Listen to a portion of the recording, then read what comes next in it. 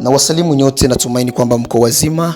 Naamini kwamba neema ya Mungu inaendelea kuwa pamoja na kila mtu. Acha niwatakie siku njema. Naamini kwamba kila mtu uko kwenye harakati za kutayarisha jinsi ya kufunga mwaka. Kuna ambao katika maombi, kuna wengine ambao wanasafiri kwenda nchi tofauti tofauti kwa ajili ya kwenda kuenjoy, kusherehekea Christmas, kusherehekea Happy New Year. Na watakia neema ya Mungu pamoja nasi. Acha tuseme kwamba sisi upande wetu tuko vizuri, Mungu anasaidia, neema ya Mungu inaendelea kwa pamoja nasi. Hii ni Ayamiri TV, endelea kutufuata kama jinsi tulivyokuambia kwamba tutakuwa nazidi kukuletea habari tofauti tofauti ambazo zinaendelea katika dira ya dunia. So today tuko na habari nzuri, tuko na habari ambazo tutakwenda kutoa, na tuomba zaidi kwende kusikiliza vizuri ni nini ambayo kinaendelea katika dira ya dunia. Tutakwenda kuzungumzia jambo la kwanza ni kuhusu mambo ambayo yalikwenda kufanyika jana katika mji wa Kongo mahali Uvira, ambapo jeshi la Kongo lilikwenda kusambaratisha kambi ya M23 kwa sababu M23 ilikuwa imechukua ile kambi ya MONUSCO. Na jambo la pili tutakwenda kuzungumzia kuhusu boti ama bato ambayo ilikwenda kusambuliwa kwa siku ya jana, ambayo ilikuwa ni bato ya M23. Na pia tutakwenda kuangalia situation jinsi iko inaendelea katika mji wa Uvira kwa leo tarehe 27 za mwezi wa 12 ambao tunakwenda kukaribia kufunga tu mwaka hapa. Tutakwenda kuambia situation jinsi iko inaendelea na jinsi mambo yalivyo. So jambo la kwanza ambalo tutakwenda kuzungumzia kama tulivyowaambia kwamba tutawaambia kuhusu kambi ambayo ilikwenda kusambuliwa jana na FARDC. Kama jinsi mnajua kwamba Kala palikuwaga kambi ya MONUSCO ambao walikuwa wanaweka makao yao pale, walikuwa wakikaa pale miaka mingi zaidi. So wiki jana M23 wakajitekea nyara kambi hiyo, wakaweka makao yao katika hiyo kambi. Sasa siku ya jana FARDC walishambulia kambi hiyo na wakapata kuisambua, na hivi tunavyozungumza kambi hiyo imesambuliwa kabisa.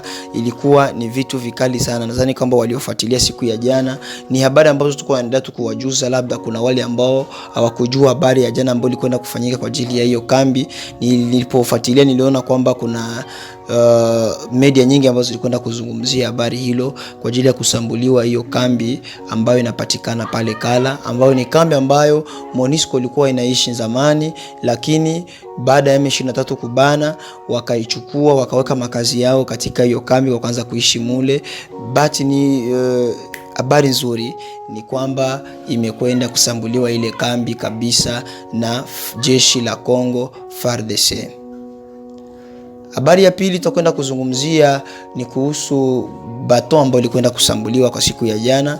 Kama jinsi tulivyowaambia kwamba mapambano ilikuwa nazidi kuendelea katika Kongo. Mapambano ilianza siku ambayo wa M23 waliambia wakaji wa Uvira kwamba waandamane, wakitaka watu waseme kwamba wa M23 ni wa viongozi wazuri wabaki katika mji. Watu nao wakakataa. Mapambano yakaanza zidi ya M23 pamoja na wazalendo. Masasi kalia sana. Ni vitu ambavyo vinachukua muda kidogo, ni kama ni wiki nzima. Mapambano hayo yako yanaendelea, yanafanyika. So siku ya jana wameripua baton ya M23 kwenye poro ya Uvira pale Kalundu. Yote imekwenda kusambaratika kabisa, na inasemekana kwamba kuna wanajeshi wa M23 ambao wanazidi 80 ambao walikwenda kupoteza uhai wao kwenye hayo mashambulizi ambayo yalikuwa yanaendelea jana kati ya wazalendo pamoja na M23. Leo nimekwenda kuzungumza habari jinsi inaendelea katika mji wa Uvira. Nimeongea na mtu ambaye anaishi Uvira, nikamuuliza kuhusu situation ya siku ya leo tarehe 27. Akanambia kwamba hali iko sawa, watu wanafanya vizuri, na toka waamke bado hawajasikia chochote kile ambacho kinaendelea, ama kusema kwamba wasikie mlio wa risasi. Afadhali leo sio kama jana tarehe 26, kama jinsi walikuwa wakisikia masasi pakakuwa wasiwasi sana.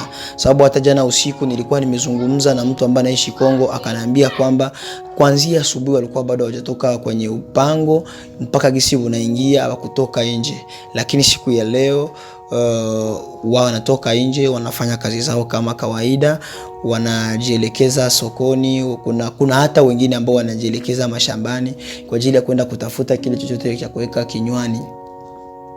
Ningependa zaidi tujadili pamoja haya maneno hapa, ama hii idea, ama haya ambayo yako yanaendelea kuonekana kwa sasa. Inavyoonekana ni kwamba jeshi la M23 waasi ambao wanatoka katika mji wa Rwanda, inaonekana kwamba nguvu zao ni kama ziko zinakwenda kuisha, kwa sababu jinsi walivyokuja na jinsi ilivyo kwa leo inaonekana kwamba kuna utofauti kidogo, na ni kama jeshi la Kongo ama uongozi wa Kongo ni kama umeamua sasa kukabiliana ama kupambana na hawa waasi, kwa sababu zamani walikuwa wakifika wajitekea mji kama jinsi walivyoingia katika mji wa Goma, mji wa Bukavu, waliingia tu free. Viongozi wote ambao walikuwa wanaongoza ule mji wakakimbia, wengine wakabaki pale wakajisalimisha.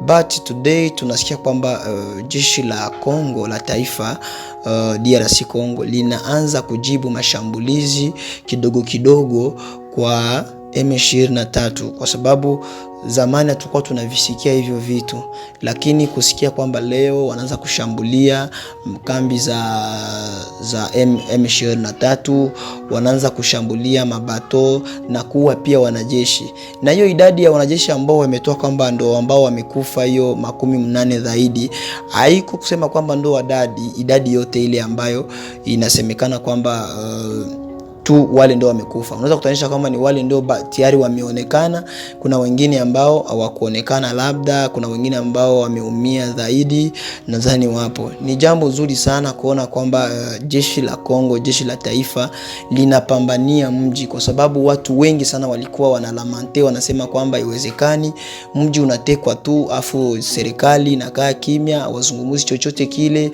ni kama wameuachia mji tu, wameupana mji mikononi mwa adui wa watawale. Lakini this time kila mtu iko na kwa kama anasikia kale kitumaini kanarudia tena, labda kuna siku itafika wale waasi M23 watatoka katika este yote ya Kongo, kwa sababu ukiangalia sehemu ambazo wao wanatawala ni sehemu kubwa sana. Wanakamata ile miji mikuu yote ya maprovince ndo wanakamata. Ukiangalia Bukavu ni mji mkuu wa Sud Kivu, Goma ni mji mkuu wa Nord Kivu. Sasa kukamata hiyo miji mikuu yote mikubwa miwili ni kama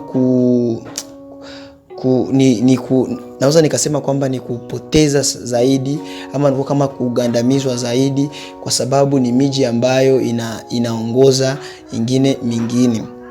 Lakini today tutumainie kwamba FARDC itakwenda kupambania hiyo mingine na itakwenda kuwa mikono salama, kwa sababu kuna zingine nchi ambazo tayari zimeamua kuunga mkono Kongo kwa ajili ya kupambana na kutoa hilo janga katika mji huo wa Kongo. Sijue kama mdau ambao unaendelea kufuatilia Ayamiri TV iko na habari nyipya nyingine ambayo labda hatukuzungumzia humu ndani, unaweza ukaiandika kwenye comment yako. Ikiwa kuna chochote kile ambacho unaweza ukauliza, andika kwenye comment. Naamini kwamba tutakujibu zaidi, kwa sababu ndio kazi ambayo tuko tunafuatilia, kama jinsi tulivyokuahidi kwamba tutakuwa nazidi kuletea update ambazo zipo, ambazo ni za kweli, ambazo zimepita kabisa kweli. Hapana vitu vya kucreate, hapana. Sisi hatuna vitu vya kucreate. Ni vitu ambavyo tunahakikisha kwamba hivi vitu kabisa vipo, ndio tunakuletea wewe kama mdau, usikilize na upate kufahamu nini ambayo inaendelea. Nimesikia kuna mtu mwingine ambaye anasema kwamba kwa nini unazungumzia tu mambo ya Uvira, Kongo, amzungumzii mambo mengine, mbona kuna nafasi zingine ambapo panafanyika vita.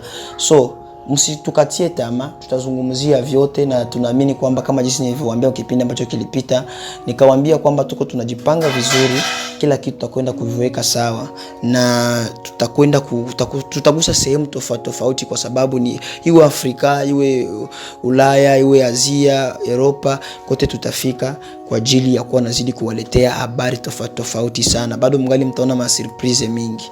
Fanya subscribe ikiwa bado hujafanya subscribe, tumia mwingine linki ili apate kusikiliza na kujua ujumbe ambao unaendelea, na naye pia afanye subscribe ili